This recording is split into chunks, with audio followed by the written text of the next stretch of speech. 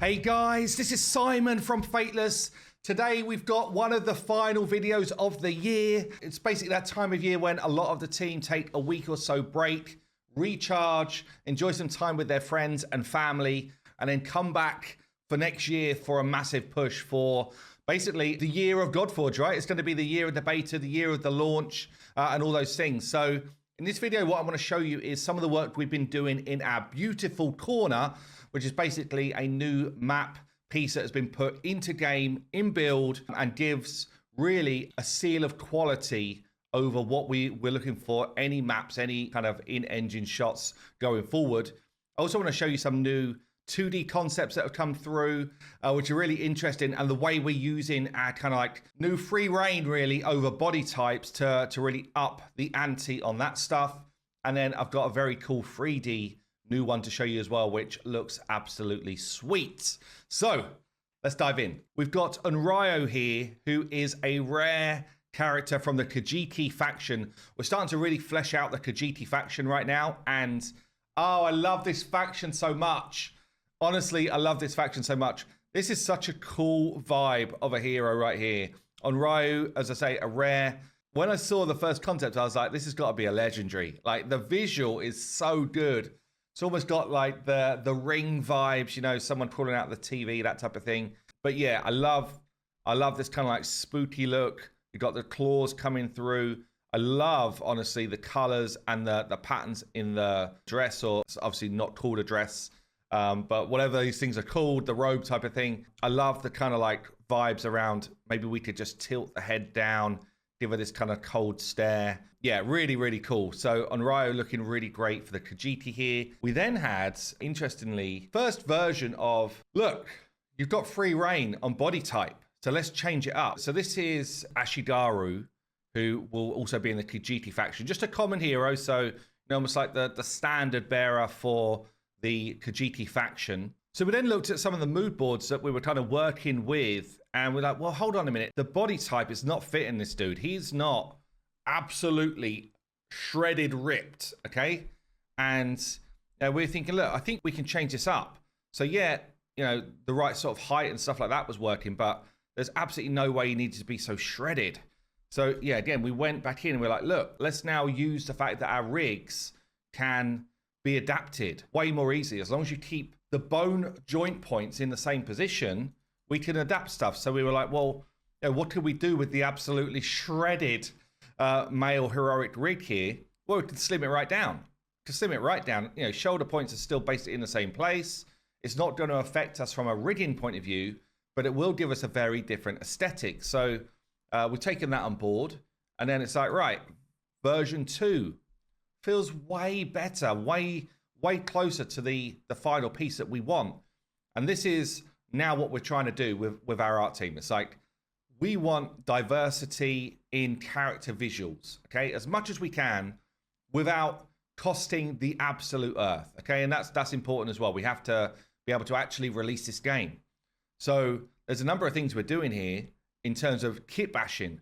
So there's pieces that we're using from other characters that we've already made, but they're not being used in the same way all the time. And so it's not just a reskin of a character we've made. They're all unique characters, but we're being just clever with some of the pieces that we've made. We'll retexture those pieces anyway. So there's absolutely like zero chance you would know it's the same unless you watch this video, honestly. But we're now going to have Ashigaru here created in 3D, which will be quite fast because of all of the reuse of stuff. And he will feel more like he should do in terms of his visual and his lore and that type of stuff.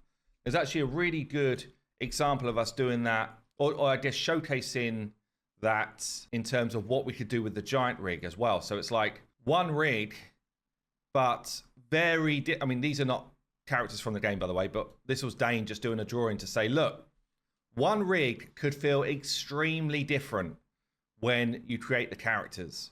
And they're all going to be using the same rig proportions, but they will look and feel very unique. Obviously, he's done like an alien dude here and all sorts, but it does give a really good kind of like profiling of, you know, why these kind of art leads are pushing in the way they are, because we can do some really cool stuff, honestly, just with the same initial designs. So really like that. Right, let me show you one more. No, I just went into like a 3D that's being made, which is Kate Sif here. So it's another one of our creatures. Michaela does our creature design, and she is absolutely phenomenal. So this was like the initial concepting that was done. And you can see here, just on day 2, this is day 2, basically molding clay. That's what I would say the kind of like block out phase is. And just starting to get the right shapes in place. Obviously, there's a whole bunch more to do, but that's what was an interesting one. I do love it when the creatures start to come through as well. So yeah, Michaela doing a great job here. This was a new character that Maraid wanted to see, but might not make it into the game. Anyway, let's look at one more concept, and then I'll show you a finished 3D. So this here is Volk Old Luck. Oh, wow. I'm going to struggle with names. I'm going to tell you that now. Heavily struggle with names for most of the rest of my life when it comes to what we're doing, because it's intense. I'm not going to lie. Okay, let's go into the mood board here for Volkalak. So he's going to be in the Slavic faction. A brawler, a rare hero. Says here, inspired by Slavic mythology, where he embodies the figure of a werewolf or a shapeshifter associated with chaos, darkness, and wilderness. Known to transform under certain conditions, Volkalak prowls the shadows, sowing fear and confusion amongst his enemies. So pretty cool. We've got like some references around VFX that can be done. This is how we do a lot of our kind of like design mood boards, I guess. Just some like elements that we could call out, basically doing that kit bashing thing, elements where we might be able to reuse some stuff that we've already done.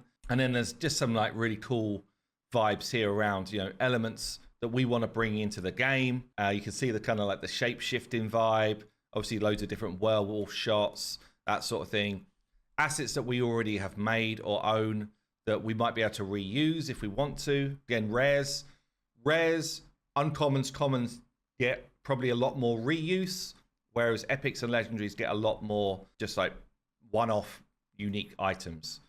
But again, you can see the sort of vibe that's being made here, and also some different like references that the team will use. This is actually Esther, but yeah, the references that are being used to try and create the vibe that we wanted.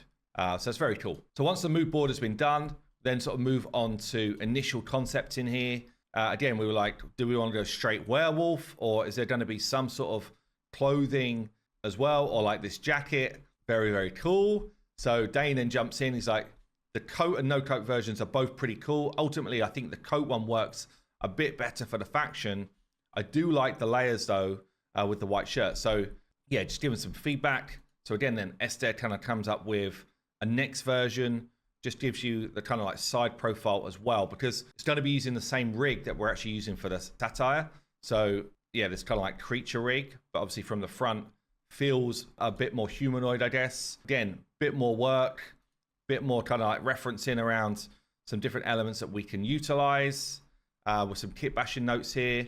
Dracula's cape, for example, but it's literally just like a small piece of it. That's the cleverness here, is it just saves time. Arm guards, things like that, Viking pants, but you rip them up. Like it's just actually very clever. Blows my mind a lot of the time. And yeah, we end up with final design, which is really cool. So part of the Virage faction here, which is like the Slavic based or those regions. Yeah, it's just kind of like this side profile jaw feel.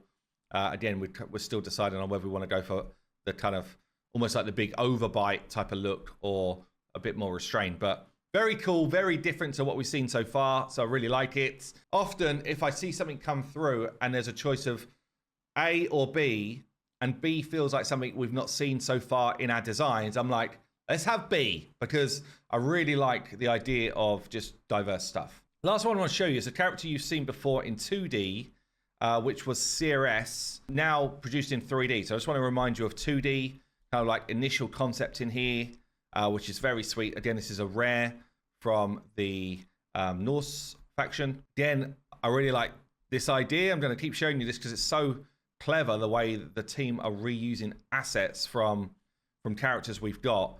And sometimes it's so small. Okay, so it's like, oh yeah, we can reuse this little piece here to create this. Different texture, different color. We can reuse some of this kind of like shoulder material here. We can reuse some of the crystals from hell here and here. It's just extremely cool. We can reuse this little bone thing from Artemis and put it here as a weapon. Like, very, very clever use of our assets that we've already got. And as I say, in a way that people would not really know. And then she's kind of put some of the different tattooing for the artist to just have reference to when we get to the 3D stage. So we then get to Olga taking this one on. And Olga kind of produces the initial block out here. We start to get some colors in. Again, just kind of making sure the proportions are good. The general feel is right. Starts to do a lot of work on the face, which honestly is very cool. I do love this one. Again, for a rare hero, lots of attention to detail. Start to get some of that coloring done and really starting to get the vibe right, front and back views here. Start to push things like the low poly, but now you start to really get a feel. Look at the vibe we got going on here from CRS.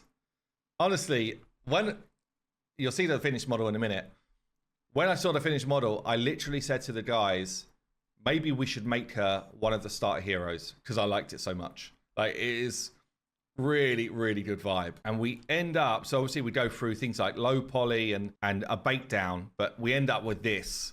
Now, it's in a very cool kind of like dark setting and stuff like that. So we'll see it like this, I guess, sometimes in game. But yeah, just such a cool finished piece. Yeah, honestly, one of my favorite rares, at least, that we've seen so far. So look, let's boot up the game. And I just want to show you the beautiful corner. Okay, then here we go. I love that I get a build generated fresh every single day now, which we can kind of poke around with, see the changes that are coming through. There's still kind of like the way it works with our builds. There's a development arm, and then there's a live build kind of thing.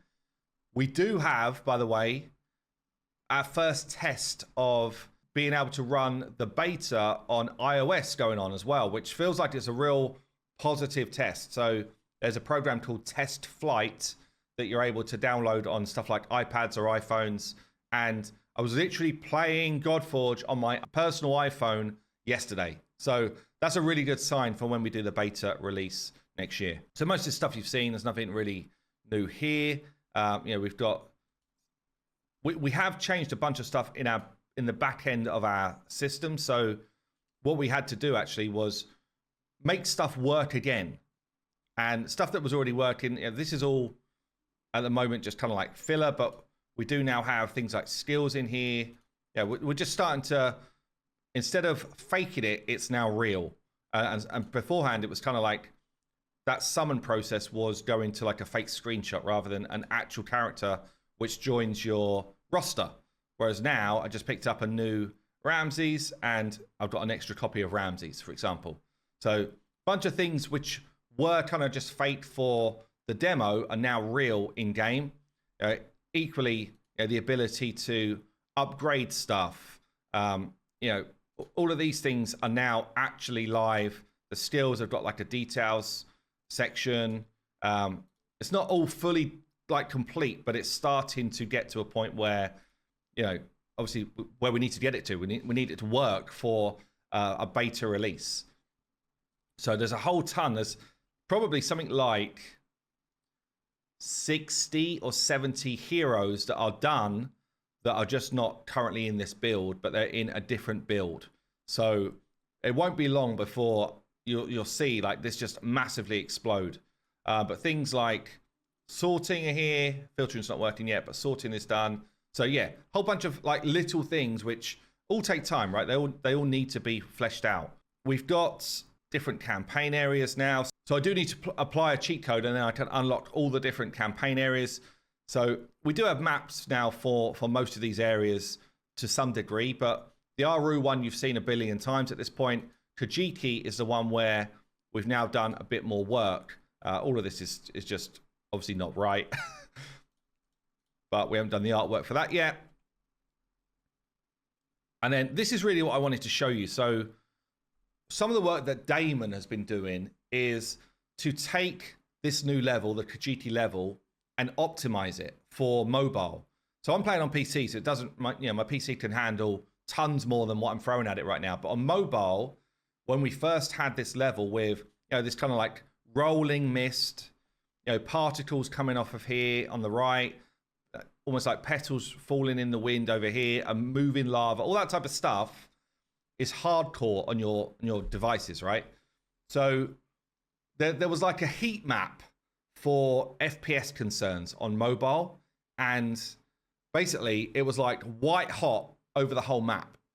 Damon has reconfigured and re-optimized the whole level so that it now run on devices which are a few years old and still feel very sweet. So it's done some great work. And obviously, if you start to look at the reason why we call this our beautiful corner is because it starts to encompass everything that we want to feel when we're playing this level. And what I'm saying there is immersion, for it to feel like it's the right environment for that type of enemy or boss or whatever it's going to be. All of the subtle type of lighting stuff that we're doing here, and ultimately obviously we can still play the game and all that type of stuff, but it was more about design of level than being about the characters and their abilities at this point. So this is the type of thing that we're doing. It's going to break now because this one is currently busted. But I thought, why not show you the busted part as well? Basically, we just teleported to the wrong place. But all of the fighting still works. But this is the type of stuff that, honestly, this is why we're in this kind of like closed alpha stage internally right now, because we don't want you guys to experience this when we have a beta. So, we're kind of like working through all this stuff. But yeah, really, really fun. It's great to kind of get these different environments going. And yeah, I'm kind of psyched, honestly, for you guys testing it in the new year when we get the beta out there. But that's going to be it for this video. Bugs and all, I've been Simon from Fateless. And yeah, I will see you in the next one.